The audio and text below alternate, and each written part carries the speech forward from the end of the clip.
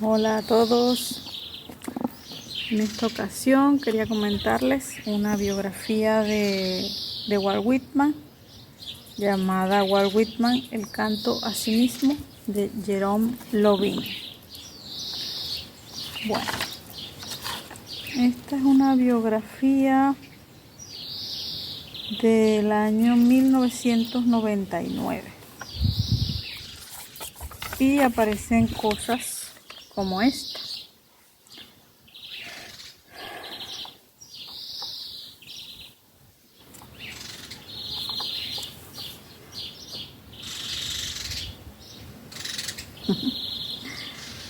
Cuando Whitman tenía 4 años, su padre vendió lo poco que quedaba de la residencia familiar en West Hill y los Whitman se trasladaron a Brooklyn, en las calles Front, Cranberry y Johnson, recordaría el poeta en Specimen Days. En la última, mi padre construyó una hermosa casa y después otra en Tillary Street. Las ocupamos una tras otra, pero las hipotecaron y las perdimos. La fijación de Whitman con el ferry de Brooklyn se remonta a sus primeros recuerdos. Siendo aún muy niño, vagaba libremente por el barrio. A menudo tomaba el ferry. Recuerdo cómo guardianes y marineros me convidaban y mimaban. Recuerdo los caballos propulsando las palas de los barcos. Con la progresiva implantación de los transbordadores de vapor en Brooklyn, se estaba disparando el negocio urbanístico y Walter Whitman debería haber prosperado. Sin embargo, exactamente igual que sus antepasados de Long Island, había ido perdiendo generación tras generación las tierras de sus granjas. El padre fracasó en negocios e inversiones residenciales una y otra vez. Sin lugar a dudas, Walt heredó de su padre la falta de sentido práctico. Su hermano George recordaba la terca reserva, la paciencia de Walt. Tuvo ofertas de trabajos literarios, periodísticos, buenas ofertas.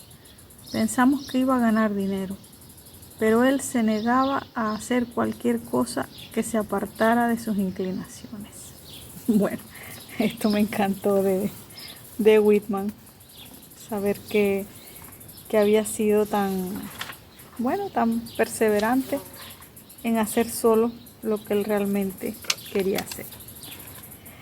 Y esto lo vemos también aquí en otro momento de la biografía, donde se habla de Whitman a los 21 años de edad.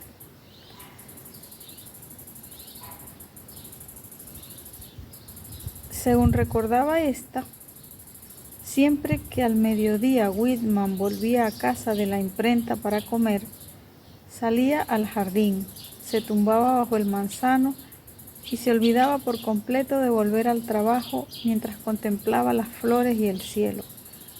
A menudo, cuando esto sucedía, el señor Brenner le esperaba en la oficina durante 1 o 2 horas y entonces enviaba al aprendiz de la imprenta a casa para ver qué había pasado.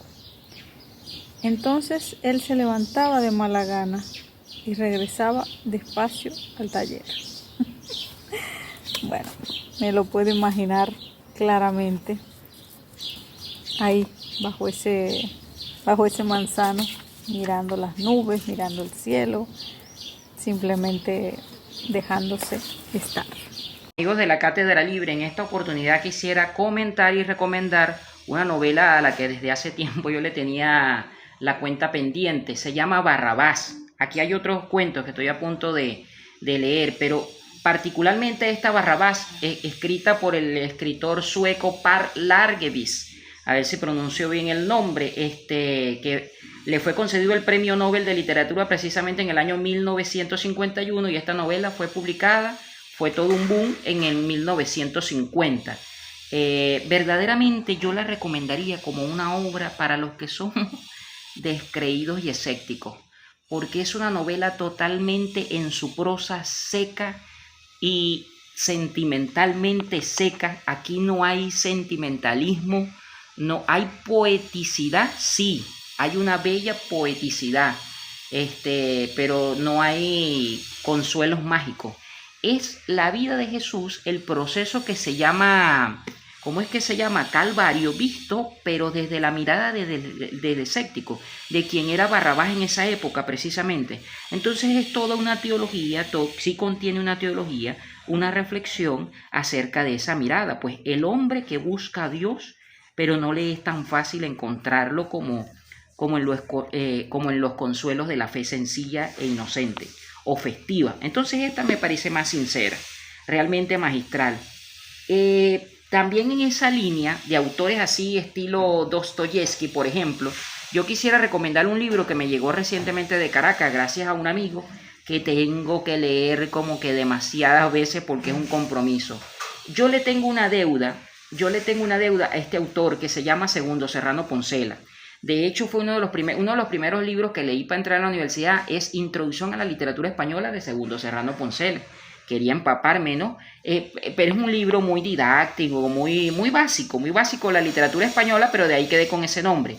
Luego otro libro me marcó de Segundo Serrano Poncela, que es Estudios Literarios, en donde él explica el método, por ejemplo, el del análisis estructural. A mí me marcó porque ese es el lente que sigo usando para ver toda obra literaria y entender o recomendar como profesor que toda obra literaria puede ser analizada, debe ser analizada.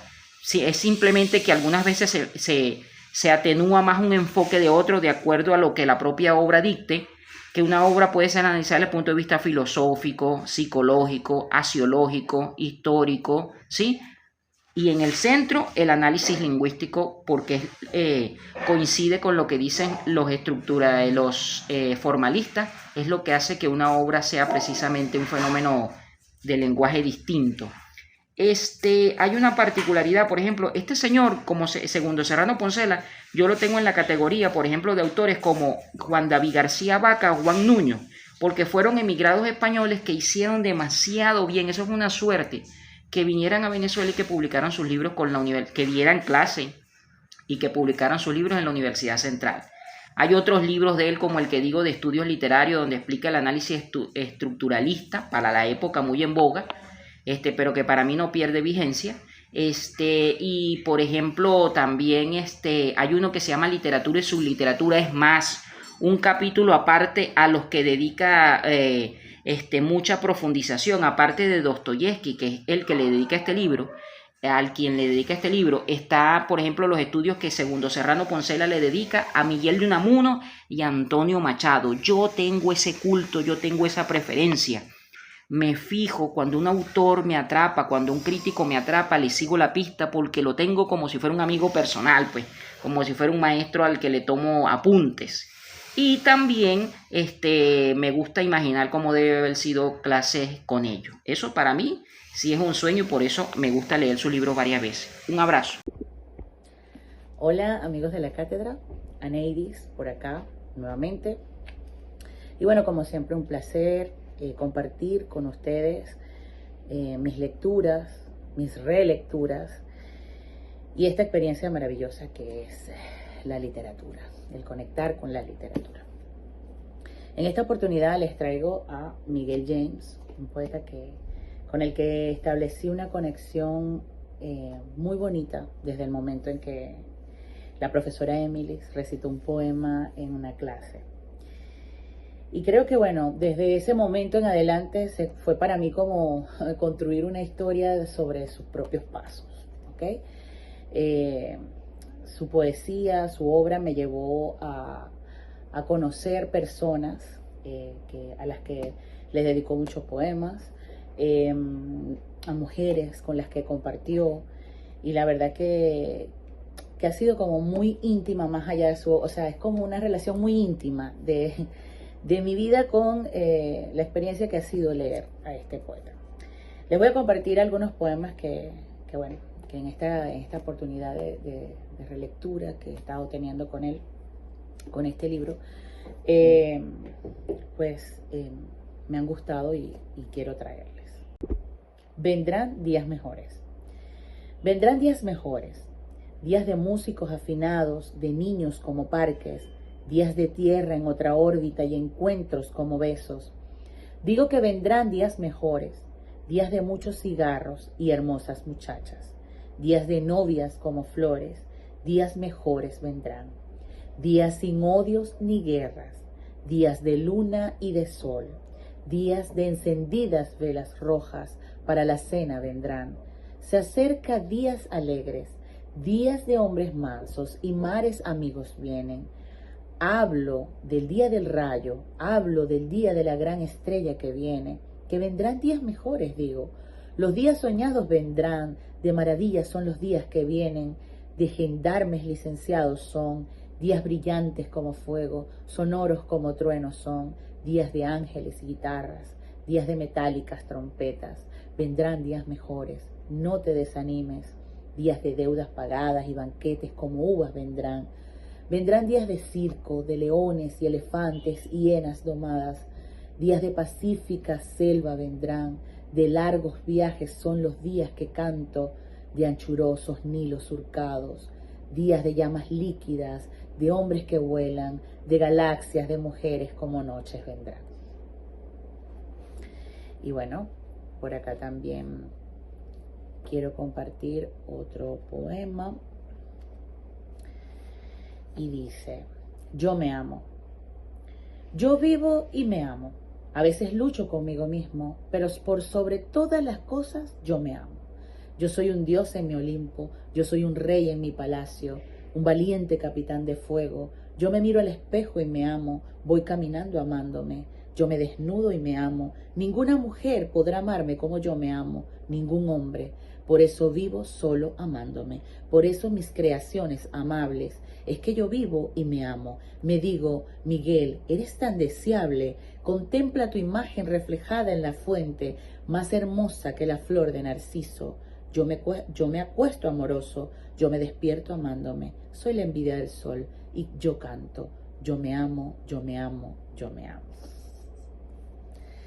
Y bueno, por último,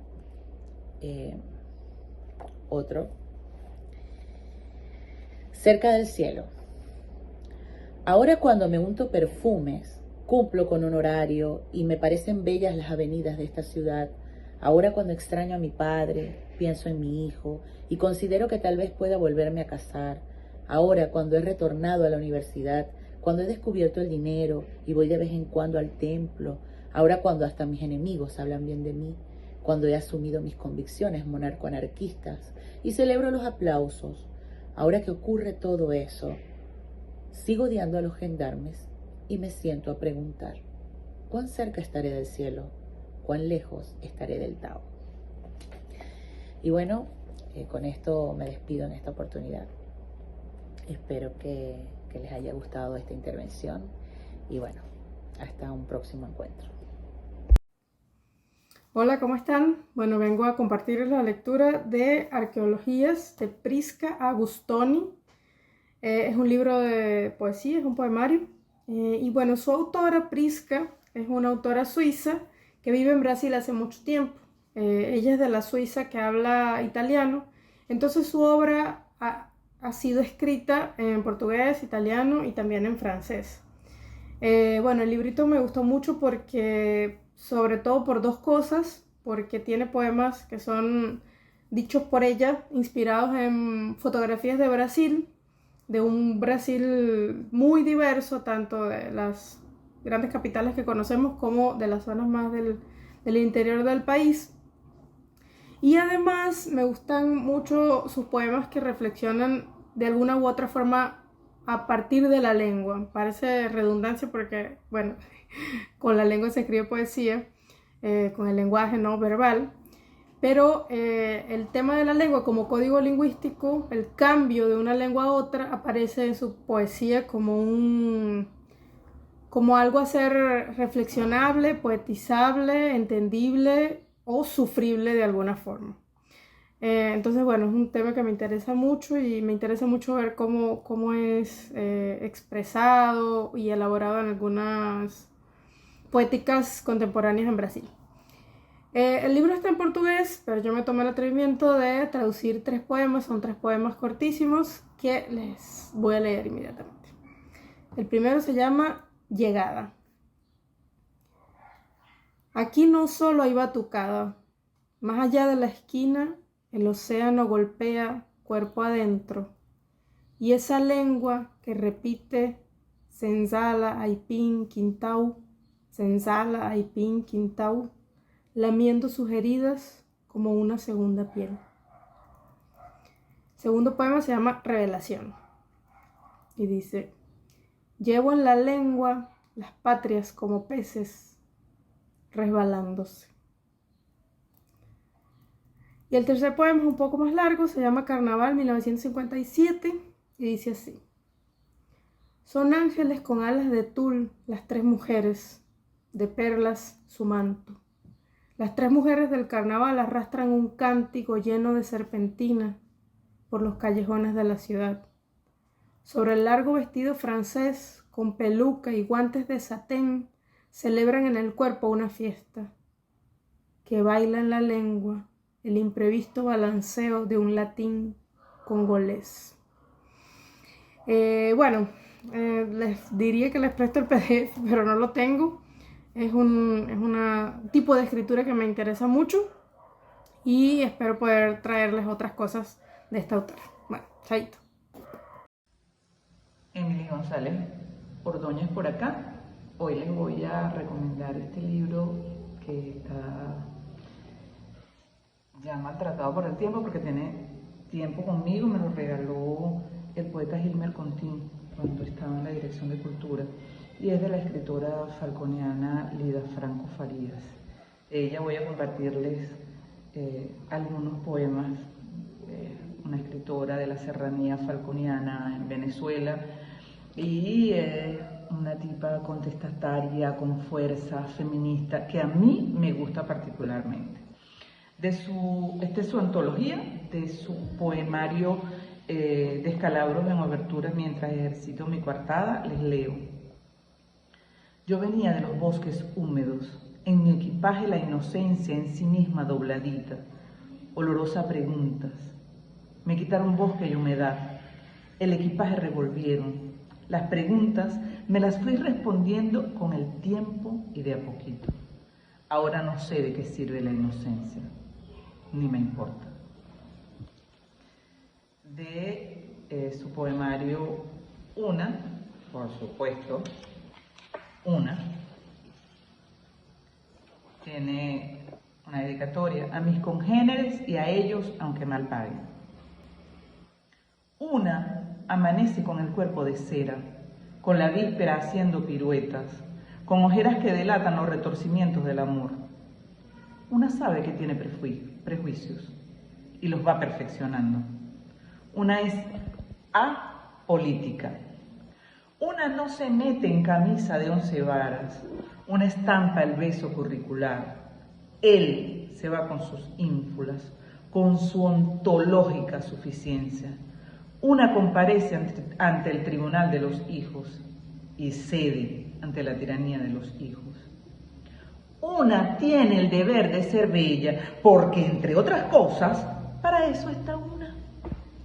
Y para comprar lo que nos vendan, y para sufrir por la muchacha de la telenovela, que es tan desgraciada, la muchacha y la telenovela. Y para llorar de felicidad porque a la final el sapo se convierte en magnate y se casa con ella.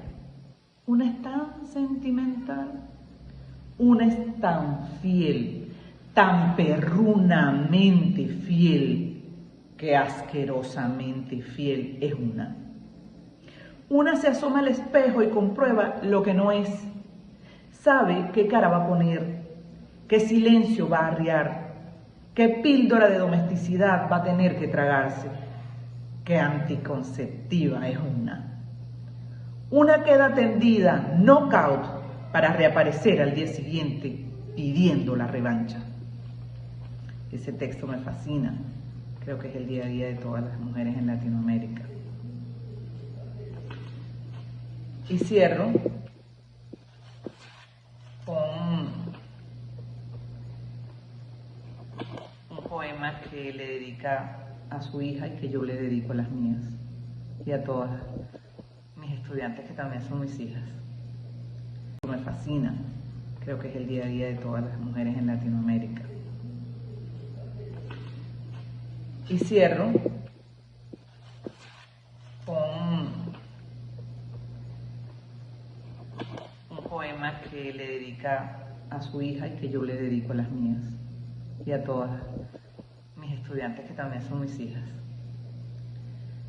Desconfía, hija, de esos muchachos que te leen poemas de dudosa factura.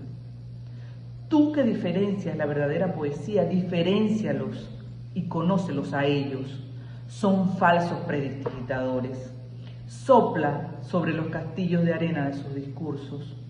Tú que crees que el sexo es regocijo y que como el espíritu necesita ventilarse, desconfía de esos muchachos que intercambian novias. Para ellos las novias consisten en esa economía de mercado basada en el trueque de objetos para el uso y el abuso. Ni siquiera son neoliberales esos muchachos.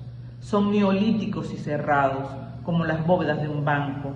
Desconfía de esos muchachos quebradizos como láminas de anime que odian al prójimo, especialmente si el prójimo es una muchacha. No te enamores más nunca, hija, de esos errátiles y radicales muchachos enmascarados.